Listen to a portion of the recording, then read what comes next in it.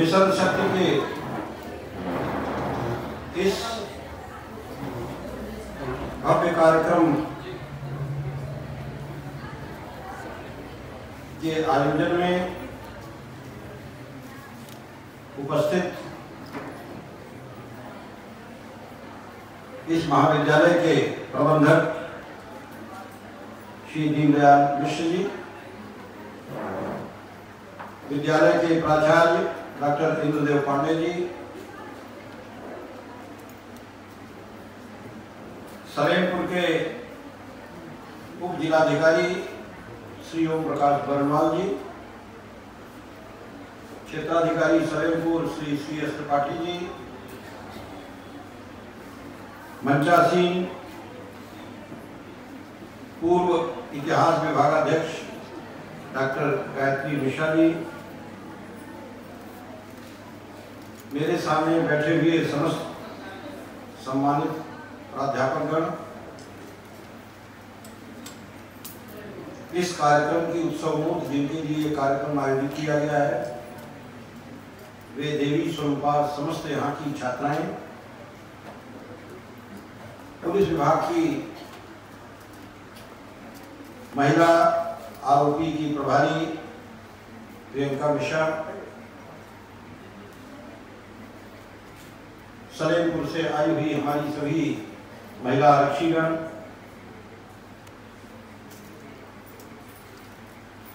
इस कार्यक्रम को बहुत ही सफलतापूर्वक संचालित कर रही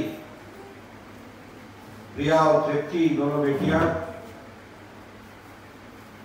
तथा पत्रकार बंधु,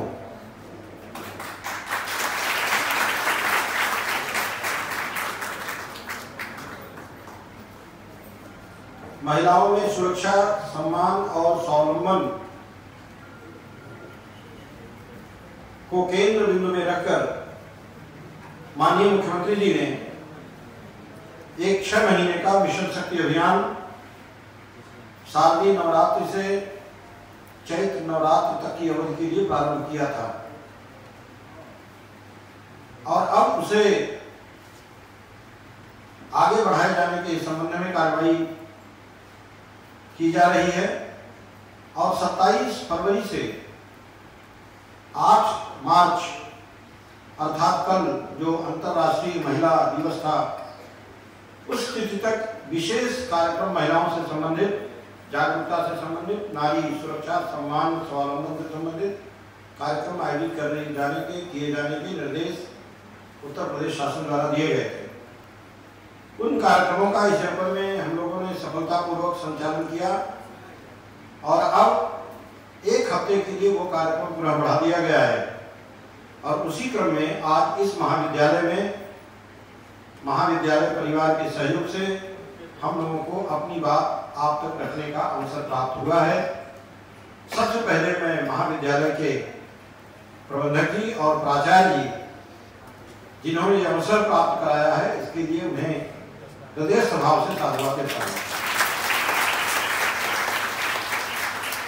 और इतनी तैयारी बच्चों ने की, इनके स्वागत की विधा देखकर हृदय गदगद हो गया। इनकी रंगोली देखकर मेरे पास शब्द नहीं है। नारियां, महिलाएं, देवियां समाज में सर्वोत्कृष्ट स्थान रखती हैं, इसमें कोई संदेह नहीं है। लेकिन फिर भी वो कौन सी परिस्थिति है जिसके लिए इस तरह की गोष्ठियों की आवश्यकता है?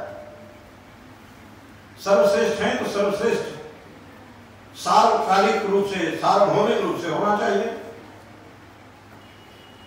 लेकिन ऐसा प्रतीत होता है और है भी कि कथनी और करनी के बीच का जो भेद है वही ऐसे आयोजन करने के लिए बाध्य करता है। कदाचित ऋग्वैदिक काल की महिलाओं जैसे नारी मर्यादा होती तो ये गोष्ठी नारियां आयोजित करती पुरुषों के लिए, लेकिन ऐसा रहा नहीं। धीरे धीरे उसमें गिरावट आई, आडंबर की वजह से, पाखंड की वजह से तमाम वर्जनाएं एक दूसरे के बाद आती रही। लेकिन आपने यह अनुभव किया होगा कि माननीय मुख्यमंत्री जी ने जब प्रदेश की बागडोर संभाला तो पहले ही दिन उन्होंने एंटी रोमियो अभियान चलाया और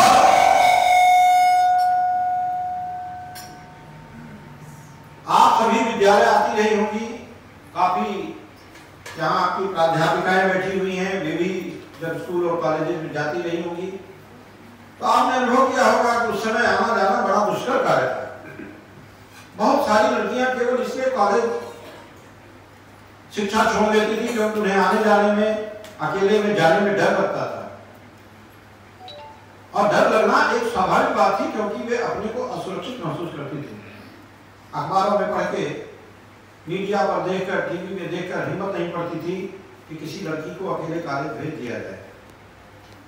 लेकिन आज वो बदलाव आया है, वो बदलाव आया है माननीय मुख्यमंत्री जी के प्रयास से। एंटी रोमियो में थाने थाने पर एंटी रोमियो स्क्वाड बनाया गया। महिला सब इंस्पेक्टर्स, महिला कांस्टेबल्स स्कूलों में जाकर उन्होंने इस पर कार्रवाई की। मंत्रों का बल स्थिर हो गया और इसमें आपने देखा होगा कि अब इस तरह की शिकायतें यदा कदा और कहीं कहीं आती है। अब इतनी हिम्मत आज के समाज में नहीं है कि वो किसी जाती हुई लड़की को छेड़ दे। ऐसा तभी हो सकता है जब कहीं कोई बात अन्योन्याश्रित तरीके से हो। अदरवाइज अब समाज में इतने साधन हो गए हैं। 112 नंबर डायल किया, 15 मिनट में पुलिस वाले आ गए। 1098, 1076, 1090 तमाम नंबर ऐसे हैं जो महिलाओं की सुरक्षा और उनकी गरिमा को स्थापित करने के लिए अहर्निश काम कर रहे हैं। नारी में स्वावलंबन सबसे पहले जरूरी है और आप सब जितनी यहां बैठी हुई हैं, जिस भी कैपेसिटी में है, as student, as teacher, as professor, आपको स्वावलंबी बनना है और जो लोग बन चुके हैं उनसे प्रेरणा लेना है। उनसे प्रेरणा लेकर के स्वावलंबन की दिशा में आगे बढ़ना है।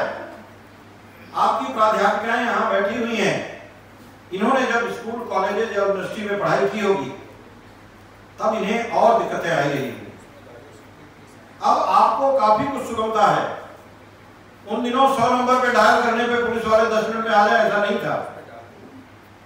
स्थिति गंभीर थी, लेकिन अब उसमें इतना सुधार हुआ है कि स्कूल, कॉलेजेस में, यूनिवर्सिटीज में और किसी भी वर्क प्लेस पे महिलाएं अपने को सुरक्षित और संरक्षित महसूस करती हैं और इसी सुरक्षा और संरक्षा की भावना उन्हें स्वावलंबी बनाने में भी मदद करती है।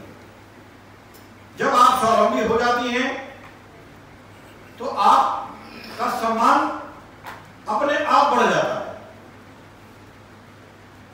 और जब आपका सम्मान बढ़ता है, स्वावलंबन बढ़ता है, आप स्वावलंबी होती हैं तो आप में सुरक्षा की भावना स्थापित करने के लिए इतनी सारी लड़कियां पीछे बैठी हैं, इतना पूरा महात्मा आपके लिए लगा हुआ है। और माननीय मुख्यमंत्री जी ने इसीलिए नारी शक्ति की पूजा के लिए शारदीय नवरात्र में हम शक्ति की पूजा करते हैं, मां दुर्गा की पूजा करते हैं। और ये कॉन्सेप्ट माननीय मुख्यमंत्री जी के दिमाग में आया कि नारी शक्ति को विशेष महत्व देने के लिए एक 6 महीने का एक महाअभियान चलाया जाए और उस तहत सभी थानों पर महिला हेल्प डेस्क की स्थापना की गई। अगर ऐसी सोच न होती तो ये इतनी संख्या में जो हमारी ये लड़कियां बैठी हैं यहाँ, ये शायद पुलिस में न होती। हम लोगों को याद है जब हम लोग अपनी नौकरी शुरू किए थे तो सर्किल हेडक्वार्टर पर एक आरक्षी होती थी, सीओ साहब की पेशी में रहती थी और जब कहीं दहेज हत्या वगैरह हो जाती थी तो वो लड़की को लेकर के जाते थे वहां घटनास्थल पे अब कानून इतना बदल गया है, लड़की का बयान कोई पुरुष नहीं देता, लड़की का बयान केवल लड़कियां देती हैं। कभी भी कोई घटना होती है तो उस लड़की का बयान लड़की नोट करती है, महिला कर्मी नोट करती है। आप जब 164 के बयान के लिए कोई लड़की जाती है मजिस्ट्रेट के सामने तो महिला मजिस्ट्रेट उसका बयान लेती है। ये सब व्यवस्थाएं किसने की हैं? सरकार ने। इसलिए हमें उस सरकार को धन्यवाद देना चाहिए जो आपके हितों के लिए इतना ज्यादा संकल्पवान है। और आपको ये महसूस करना है कि आप शक्तिशाली हैं। मैं पिछली बार जब कॉलेज में आया था, मुझे संयोग से इस कॉलेज में दोबारा आने का सौभाग्य मिला। अमर उजाला ने एक अपराजिता कार्यक्रम यहाँ किया था और उस कार्यक्रम में मुझे आने का सौभाग्य मिला था। और कल जब इन लोगों ने बताया कि उसी महाविद्यालय में फिर चलना है तो मुझे बड़ा अच्छा इसलिए महसूस हुआ और एक झेप भी लगी कि हमने कहा था साइबर क्राइम में क्लास कराऊंगा, नहीं करा पाया था। क्योंकि मुझे एकदम से याद आया कि इस महाविद्यालय में हमने एक साइबर का एक क्लास कराने का किया था। अब संयोग से माननीय मुख्यमंत्री जी की जो नई सोच आई है कि दूर दराज की महिलाएं मुख्यालय में जाने पर उनको कठिनाई होती है, इसलिए उनकी लोकेलिटी में एक महिला रिपोर्टिंग आउटपोस्ट खोली जाए और वो वैसे ही काम करे जैसे महिला थाना काम करती है। इस रिपोर्टिंग आउटपोस्ट की पहली प्रभारी सब इंस्पेक्टर प्रियंका मिश्रा यहां नियुक्त हुई हैं। मैं चाहूंगा प्रियंका मिश्रा खड़ी हो जाए और आप अपना सीयूजी नंबर इन लड़कियों को बताएं। सीयूजी मिल गया है? क्या नंबर है? अब इनको कल ही मिला होगा, हो सकता है अभी नंबर इनको याद ना हो, लेकिन जरा बताइए नंबर देख के।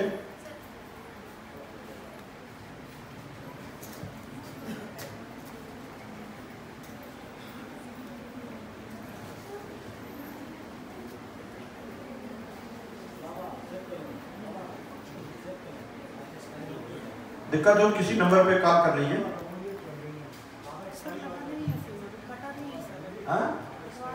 अच्छा चलिए कोई बात नहीं, चलिए बैठिए कोई बात नहीं, फिर उसमें ढूंढिए, बैठ जाइए। अभी उसका जो सिम है वो मोबाइल पे डाल दीजिएगा और मैं चाहूंगा कि इंस्पेक्टर सलेमपुर साहब होंगे कल आकर के प्राचार्य जी को नंबर नोट करा देंगे और चौकी के ऊपर भी लगवा देंगे सर, और चौकी के ऊपर नंबर लगवा देंगे। जो लड़कियां उधर निकलेंगी वो देख लेंगी। तो एक महिला पुलिस अधिकारी आपके बीच में नियुक्त कर दिया है और इतनी सारी लड़कियां नियुक्त कर दिया है कि अब महिलाओं को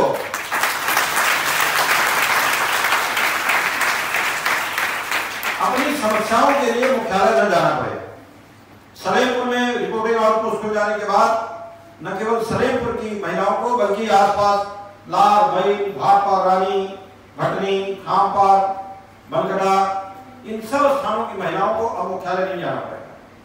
ये माननीय मुख्यमंत्री जी की सोच का सार्थक परिणाम है, ये माननीय मुख्यमंत्री जी की सोच का परिणाम है। और आगे आने वाले दिनों में आप ये पाएंगे कि इसमें और सकारात्मकता और चीजें बढ़ती जा रही हैं। माननीय मुख्यमंत्री जी ने घोषणा की कि पुलिस विभाग में 20% रिक्रूटमेंट महिलाओं का हो। जहां पुलिस विभाग में 1 लाख में 10-20 महिलाएं थी, अब 1 लाख में 20,000 महिलाओं की व्यवस्था है। हमारी जो लड़कियां खड़ी हो जाए, जितनी कांस्टेबल हैं खड़ी हो बेटा, सब लोग खड़े हो जाए। देखिए पीछे उतनी खड़ी हैं, ये बीच में खड़ी हैं, ये सामने खड़ी हैं। ये केवल एक थाने का स्ट्रेंथ है। बैठिए बेटा, आप बैठ जाए। ये केवल एक थाने का स्ट्रेंथ है। जनपद में कुल 21 थाने हैं, सब जगह कोतवाली वगैरह में 50-50 लड़कियां हैं।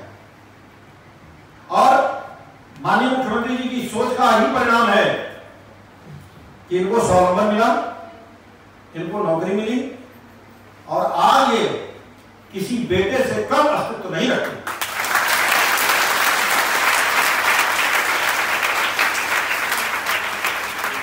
आज इनका स्थान अपने घर में किसी बेटे से कम नहीं है।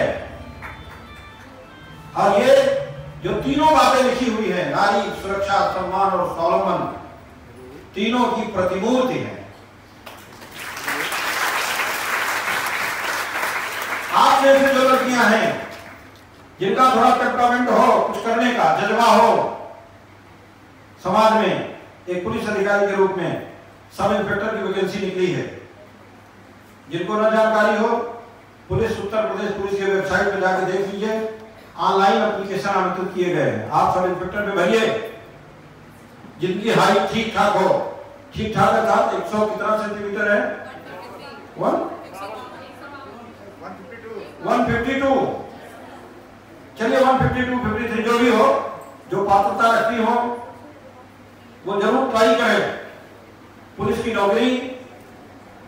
ऐसा लगता है हम 24 घंटे व्यस्त रहते हैं, लेकिन उसी व्यस्तता में हम मस्त भी रहते हैं।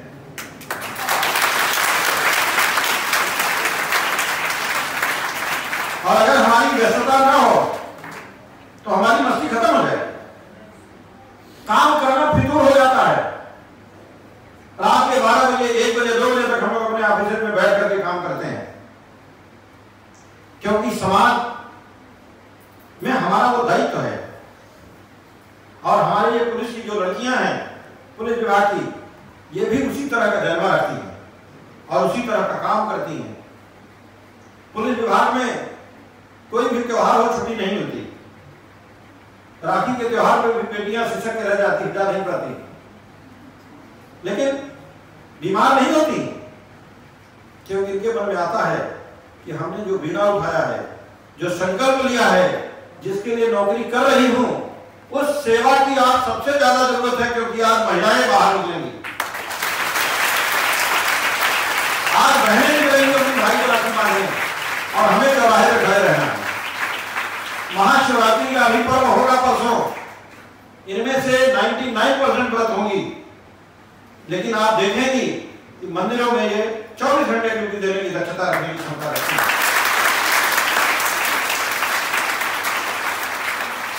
यह है आत्मसम्मान, स्वावलंबन और नारी सम्मान के प्रति आत्मसमर्पण। और मेरा आह्वान है कि आप सब जो यहां बैठी हुई हैं, आप अपने को कभी कमजोर मत समझना। कल इस जनपद के प्रभारी मंत्री माननीय श्री श्रीराम चौहान साहब आए थे और एक विशाल कार्यक्रम टाउन हॉल में किया गया। बहुत सारी अग्रणी महिलाओं को सम्मानित किया गया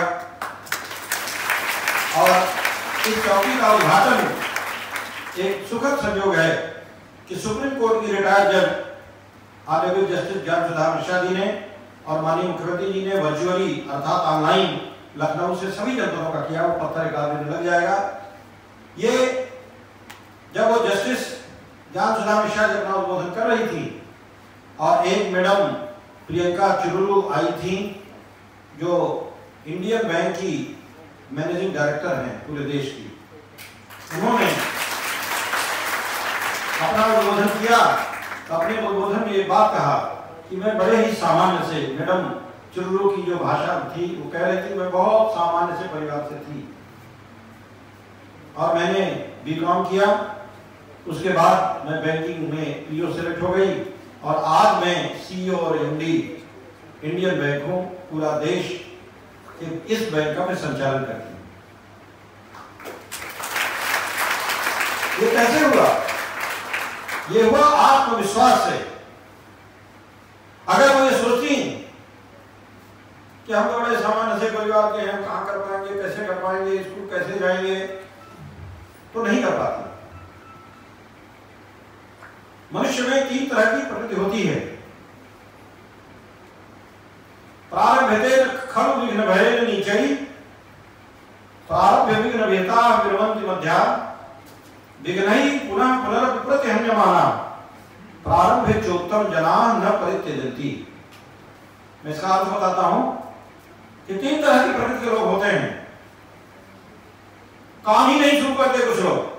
प्रारंभते खलु विघ्न भय नीचे, जो निम्न प्रकृति के व्यक्ति हम कहते हैं भाई स्कूल जाना पड़ेगा, 5 किलोमीटर स्कूल कैसे जाएंगे, साइकिल पंचर हो जाएगी तो कैसे जाएंगे, खाना कौन बनाएगा, मम्मी को बीमार रहती है, याद याद तमाम प्रश्न।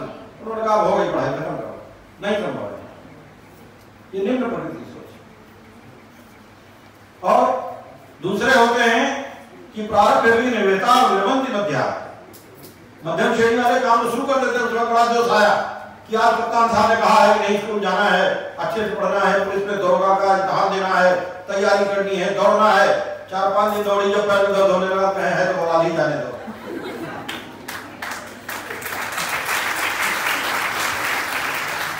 ये मध्य प्रगति की सोच है। जब आप घोड़े पर चढ़ेंगे तो गिरना तो स्वाभाविक है, चोट तो आना स्वाभाविक है, दौड़ेंगे तो पैरों में दर्द तो होगा।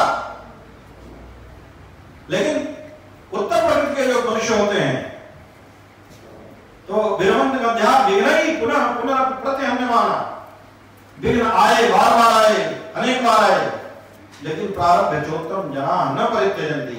लेकिन एक बार काम शुरू कर दिया तो जब तक फतेह नहीं कर लेंगे तब तक करते रहेंगे, करते रहेंगे, करते रहेंगे। और यही जीवन में होना चाहिए। समस्याएं सभी के जीवन में आती हैं। भगवान राम, भगवान कृष्ण या अन्य किसी भी धर्म के, जो उनके ईसा मसीह ले लीजिए, पैगंबर मोहम्मद साहब को ले लीजिए, ये सब भगवान थे। हम कहते हैं भगवान थे, जो चाहते वो कर देते। उन्हें जरूरत क्या थी जंगल में जाकर के पैदल टहलने की? कोई जरूरत थी? वो तो भगवान थे। अगर उन्हें रावण को मारना था तो पुष्पक विमान से चले जाते, कोलंबो में या श्रीलंका में मार के दूसरे शाम चले जाते, या यमराज को वहीं भेज देते, भाई मार के आ जाना शाम को। संभव था? नहीं था, बिल्कुल संभव था।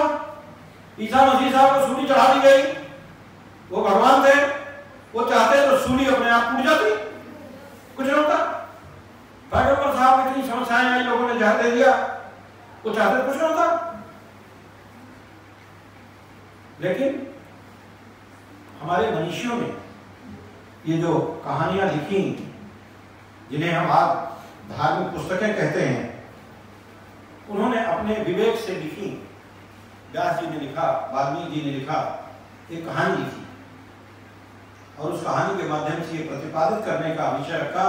अगर मैं वाल्मीकि रामायण की बात करूं, एक विषय रखा कि भगवान होते हुए भी मनुष्य के रूप में उन्हें कष्टों से गुजरना पड़ेगा। रेखांकित किया कि अगर आप मनुष्य हैं तो कष्टों से झेलना पड़ेगा। नंबर 2, परिस्थितियां आपके अनुकूल नहीं मिलेंगी, आपको विषम परिस्थितियों में आगे बढ़ना पड़ेगा। और ऐसे संसाधन आपको जुटाने पड़ेंगे जिन पे प्रथम दृष्टया समाज विश्वास नहीं करेगा। आप कल्पना करिए कि एक तरफ भगवान राम, 2 भाई, साथ में बंदर और भालू, और दूसरी तरफ महापराक्रमी रावण और उसकी अक्षौणी सेना। कोई तालमेल था? लेकिन भगवान राम कभी हारे? अगर वो पहली श्रेणी के होते तो सोचते या तो सीता चली गई, हमारी जान बद हो जाएंगे, मार डालेगा, चलो जाने दो। सोचते नहीं सोचते कि अरे साहब क्या करें, हमने तो बड़ी कोशिश की, बड़ा मंत्र यंत्र तंत्र किया, खोजे ढूंढे, अब नहीं मिली तो क्या करें? असहाय हो जाते। लेकिन उन्होंने अपने को असहाय महसूस किया, वो निकले, बंदरों की सहायता ली, भालुओं से मिले और धीरे धीरे धीरे धीरे करके उन्होंने विजयश्री प्राप्त किया। समस्याएं हर के जीवन में आती हैं, हर व्यक्ति के जीवन में आती हैं, लेकिन उन्हीं समस्याओं में जीवन के झंझावातों का जीवन के झंझावातों में जीवन के हर कठिन प्रश्न का जीवन से ही हल मिलता है। आज नहीं तो कल मिलता है, हल मिलता है जीवन से। कविता हमने ऐसे लिखा है, मेहनत का परिणाम। कविता हमारी है, देखिए 2-3 लाइन उसको सुनाते हैं। एक आध लाइन में ऐसे लिखा हुआ था, अगर याद आ गया। हाँ, करते जाओ कर्म प्यार से, करो समीक्षा स्वयं हाल से। करते जाओ कर्म प्यार से, करो समीक्षा स्वयं हाल से। कर्म भाव से चलती दुनिया, मेहनत का परिणाम धरा पर आज नहीं तो कल मिलता है। मेहनत का परिणाम धरा पर आज नहीं तो कल मिलता है। चाहे कितना जोर लगा लो, चाहे कितना शोर मचा लो, है शाश्वत यह नियम, उचित समय पर ही कर्मों का फल मिलता है, आज नहीं तो कल मिलता है। उचित समय पर ही कर्मों का फल मिलता है, आज नहीं तो कल मिलता है। लक्ष्य भेद को निष्दिन जागो, असफलता से कभी न भागो। जीवन के झंझावातों में, जीवन के हर कठिन प्रश्न का जीवन से ही हल मिलता है, आज नहीं तो कल मिलता है। कहीं और से हल नहीं आता। जीवन के झंझावातों में, जीवन के हर कठिन प्रश्न का जीवन से ही हल मिलता है, आज नहीं तो कल मिलता है।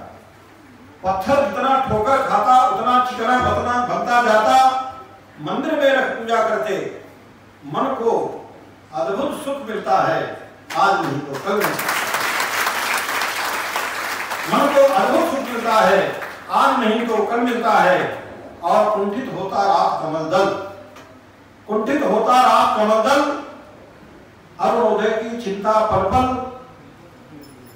कुंठित होता रात कमल दल, अरुणोदय की चिंता पल पल।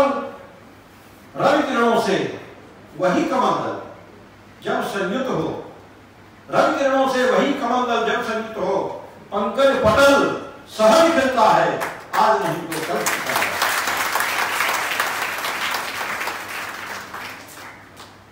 जीवन का एक सत्य है कि अगर हमारा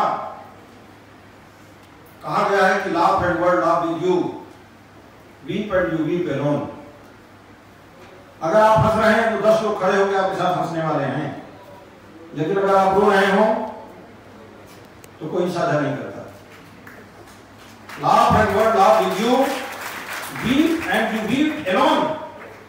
तो जीत गए तो प्रीत नए। अगर आप जीत गए तो 10 आदमी आपके साथ खड़े हैं, और हार गए तो मीत गए, एकदम पुशाब हो जाएंगे। जीत गए तो मीत गए, हार गए तो मीत गए।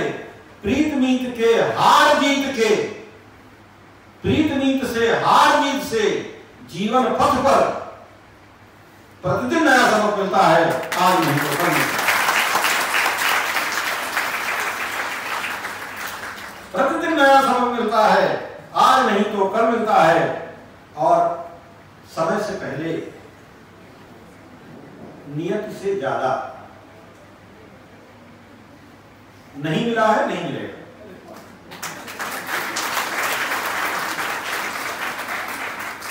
समय से पहले, नियत से ज्यादा नहीं मिला है, नहीं मिलेगा। जो मिलना है जब मिलना है, पल भर भी वह नहीं मिलेगा। ऊपर वाला तय करता है, जब मिलना है तब मिलता है, आज नहीं तो कल मिलता है। जीवन के हर कठिन प्रश्न का जीवन से ही हल मिलता है, जीवन के हर कठिन प्रश्न का जीवन से ही हल मिलता है, आज नहीं तो कल मिलता है।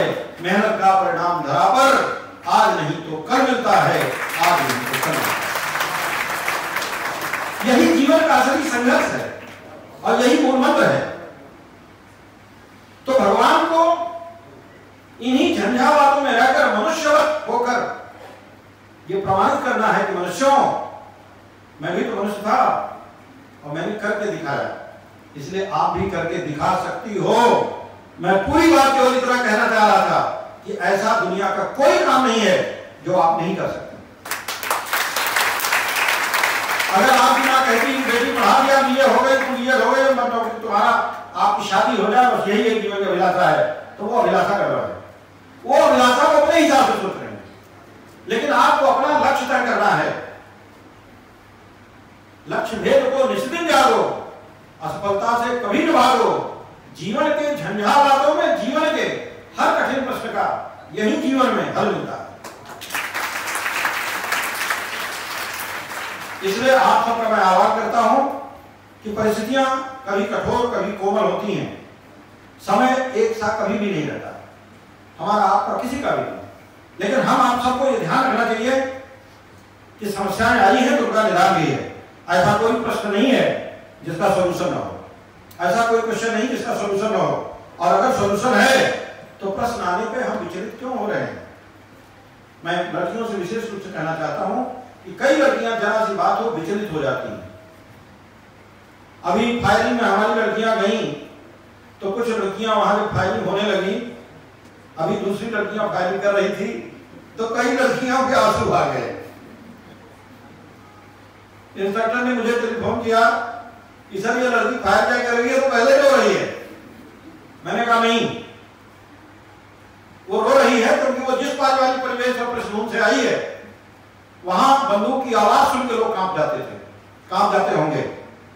अब ये पुलिस में आ गई है, इसको कलेजा इसका मजबूत बनाना है और आप वहीं इंस्ट्रक्टर खड़े रहना। इससे फायरिंग जब एक दो बार आप कराओगे तब आप देखोगे इनके आंसू खुशी में बदल जाएंगे। और वो लड़की जो फायरिंग करके आई और फ्राइडे परेड में मैं गया, मैंने पूछा कौन लड़की थी जो पहले रो रही थी, तो बड़े गर्व से मेरे सामने आई कि नहीं सर शुरू में रो रही थी लेकिन बाद में बहुत अच्छी फायरिंग। यही आत्मबल है, यही आत्मबल है। और इसी आत्मबल की सदैव अपेक्षा होनी चाहिए। समस्याएं आए तो रोने से समस्याओं का अगर हल होता हो तो हर आदमी रो रहे, आंसू तो सबके पास है, लेकिन नहीं, समस्याओं का हल रोने से नहीं है। समस्याओं का हल है शांत मन से सोचने से कि इसका क्या बेस्ट सॉल्यूशन संभव है और हम इसमें क्या बेस्ट करके ऑप्टिमम रिजल्ट, सर्वोत्तम परिणाम प्राप्त कर सकते हैं। इसलिए पुत्रियों, बच्चों, हमारे जो प्राध्यापिकाएं हैं, आपके भी बच्चे हैं, आप में भी तमाम ऐसी होंगी जो बड़ी नरम हृदय की होंगी। भले प्राध्यापिकाएं हैं, पढ़ाना अलग विषय है, लेकिन बाकी जीवन परिवार परिवेश एक जैसा है। तो वहां आपको अपने बच्चों को आत्मबल देने की आवश्यकता है। और बार बार ये बताने की है, जो ये लड़कियां यहाँ नुक्कड़ नाटक कह रही थी तो मैं बड़ा पुलकित हो रहा था कि ये बात सही है कि समाज में आज भी भ्रूण हत्या इसलिए हो जाती है कि कोख में लड़की पल रही है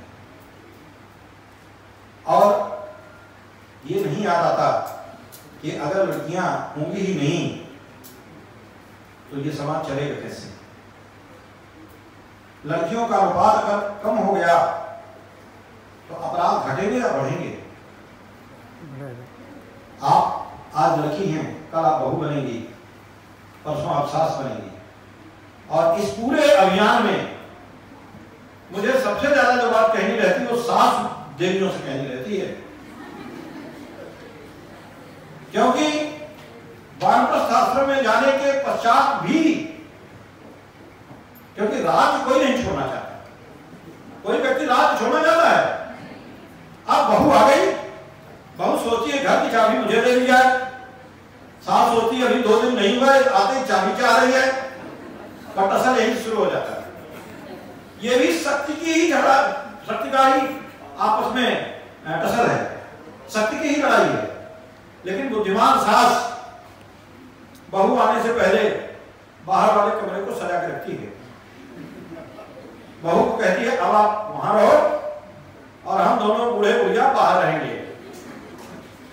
और ऐसा जो करती हैं वो सफल होती है, उनके घर में कभी क्लेश नहीं होता। जब वो ये मान लेती है कि लड़की आ गई, बड़ी हो गई है, बहू है, ये घर में की लक्ष्मी बन के आई है, अब इसी को देखना है। और एक योग्य व्यक्ति, एक योग्य व्यवसायी, एक योग्य दुकानदार अपने 20 साल के बच्चे को रोज बैठाता है दुकान पे केवल इस बात के लिए कि जब तक इसकी पत्नी आएगी, इसकी शादी हो जाएगी, ये व्यवसाय स्वतंत्र रूप से करने में सक्षम हो जाए। ये बात सही है ना गलत है? तो ये चीज सबको सोचनी चाहिए, सोचनी चाहिए नहीं सोचनी चाहिए। नंद के रूप में आपकी बड़ी भूमिका है, नंद के रूप में आपकी बड़ी भूमिका है या नहीं है? तो कितनी भूमिका का आप बढ़िया निर्वाह करेंगे, हाथ उठाओ। देखो इसमें भी कंजूसी है, इसका मतलब हमारी बातों से सहमत नहीं है। बेटा सहमत है तो बोलो, तुम लोग बोला हाँ नीचे करो। मैं जबरदस्ती हाथ उठवाने की बात नहीं है, ये सोचने की बात है कि नंद के रूप में आपकी भूमिका है। नंद के रूप में आपकी भूमिका है आपकी भाभी आ गई तो आपको ये एहसास हो जाना चाहिए कि मेरा घर यहाँ नहीं है, जैसे वो यहाँ से दूसरी जगह से यहाँ आई है ऐसे मुझे दूसरी जगह जाना है। ये भाव तुरंत दिमाग में आ जाना चाहिए।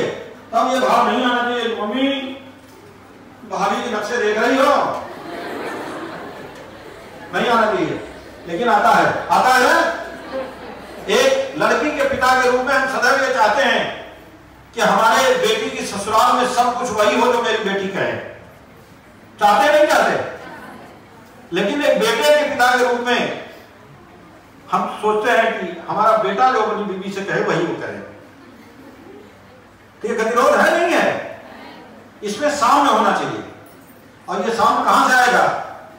इसी नारी शक्ति से आएगा और कहीं नहीं आएगा। अगर कोई आदमी भ्रूण हत्या की बात करे और साफ खड़ी हो जाए कि नहीं, अगर भ्रूण हत्या हुई होती तो मैं आप तेरी मां रही होती, मैं महोदय आपकी पत्नी रही होती जो आपको कह रहे हो, तो आदमी सिकुड़ जाएगा, विचार छोड़ देगा। भले एक के बाद दूसरी बेटी हो, बेटियां जिसके जो भाग्य में आता है सब अपना अपना कर्म अपना अपना भाग्य लेके आती हैं, लेकिन नहीं, वो भाव आना है। और इस भाव के लिए आप सबसे बड़ा माध्यम है। नारी मर्यादा, नारी सम्मान और नारी स्वावलंबन को स्थापित करना आपकी जिम्मेदारी है। और जब यह स्थापित हो जाएगा तो सुरक्षा देने के लिए भी आप में से ही तमाम पुलिस विभाग में भर्ती हो जाएंगे।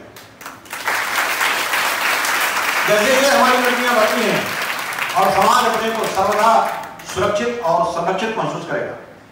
और अंत में मैं सभी हमारे आयोजक और सबसे ज्यादा जो धन्यवाद मैं देना चाहूंगा लवलेश कुमार जी का, लवलेश कुमार शुक्ल जी का, कि इन्होंने लोक कल्याण ट्रस्ट और ACCI के संयुक्त तत्वावधान में इतना अच्छा कार्यक्रम कराया।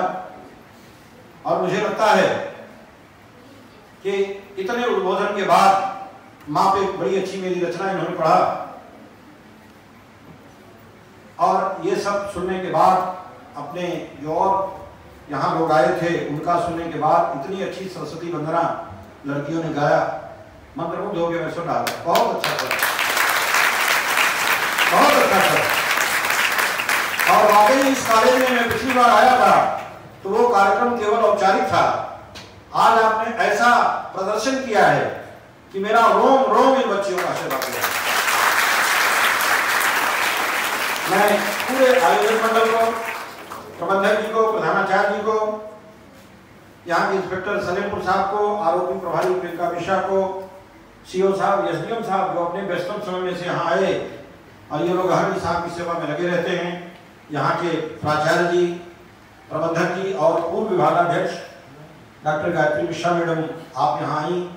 आपका आशीर्वाद आपको देख करके इनमें स्वावलंबन के प्रति जो आस्था जगती है, आप सब लोग लैंडमार्क हैं इनके लिए, तीर्थ स्तंभ हैं कि आपने इतनी लंबी यात्रा करके आप सेवानिवृत्त हो चुकी हैं, तो ये क्यों नहीं हो सकती? ये भी उस सेवा में आ सकती हैं, ये भी प्रोफेसर हो सकती हैं और उसके लिए बिल्कुल प्रयास करना चाहिए। एक चीज और कहना चाहूंगा कि वर्तमान समय में आप देख रही हैं जो भर्तियां हो रही हैं, कहीं कोई हाई कोर्ट जा रहा है, अब कोई हाई कोर्ट जा रहा था, फलाना रिजल्ट निकला, लोग संतुष्ट नहीं है, क्योंकि क्वालिटी का चयन हो रहा है। चाहे वो लोक सेवा आयोग हो, चाहे अन्य भर्तियां हो, हमारा पुलिस विभाग हो, कहीं एकदम पूरी रूप से पारदर्शिता है। इस समय मेडिकल चल रहा है हमारे पुलिस विभाग में, जो लड़कियां चयनित हुई हैं मेडिकल हो रहा है कल से पुलिस लाइन में, सब वीडियोग्राफी लगी हुई है कैमरे से, उनकी हाइट भी ऑटोमेटिक मशीन आपको दे रही है। अब ऐसा नहीं है कि कोई एक सूट ऊपर नीचे कर सके, सब ऐसा ऑटोमेशन हो गया कि कहीं बेईमानी की गुंजाइश है ही नहीं। और ऐसे पारदर्शी माहौल में भी मेहनती लोग अगर सफलता के लिए आगे न बढ़े, मेहनत न बढ़े, तो शायद ये दोबारा ऐसा समय नहीं आएगा। इसलिए मेहनत करना है और मेहनत करके आगे बढ़ना है। मैं पुनः आप सभी को बहुत बहुत धन्यवाद। मैंने बड़ा समय लिया, लंबा मेरा लगता है भाषण हो गया, लेकिन मैंने सोचा कि बच्चे, इनको प्रोत्साहित करना बड़ा जरूरी है, क्योंकि किसी भी मुकाम पे पहुंचने के लिए, अभी जब CS त्रिपाठी अपना उद्बोधन कर रहे थे और इन्होंने बताया, तब मुझे याद आया, मैं बुलंदशहर में पोस्ट था, एक महिला आरक्षी थी जो पीसीएस का एग्जाम दे रही थी और ऐसे रहती थी बिल्कुल पागलों जैसी, क्योंकि हमें लगता है पढ़ने लिखने में उसकी अभिरुचि रही होगी। तो हम लोग जब देखते थे उसको वर्दी को लेकर टोकते रहते थे, ठीक वर्दी नहीं पहना, ये नहीं किया, वो नहीं किया। बाद में उसने बताया साहब मैं पीसीएस की तैयारी कर रही हूँ, इसलिए थोड़ा ध्यान उधर भी देना पड़ता है। और मुझे बाद में पता चला कि वो लड़की ट्रेजरी अफसर हो गई, अब तो वो ज्वाइंट डायरेक्टर हो गई। तो मेहनत आपको किसी भी मुकाम पर ले जा सकती है और समय की प्रतीक्षा मत करिए। आज का काम आज, कल के लिए मत छोड़िए, मेहनत करिए, सफलता निश्चित आपके कदम चूमेगी। और जब आप स्वावलंबी हो जाएंगी तो आपका सम्मान बढ़ेगा। आपका स्वावलंबन इधर बढ़ा है इसलिए आपका सम्मान बढ़ा है, और आपका सम्मान और स्वावलंबन बढ़ा है इसलिए आपने सुरक्षा की भावना, और गवर्नमेंट ने भी सुरक्षित रहने के लिए तमाम योजनाएं चलाई हैं जिनका लाभ लेकर आप अपने को सुरक्षित महसूस कर रही हैं। बहुत बहुत धन्यवाद। जय हिंद।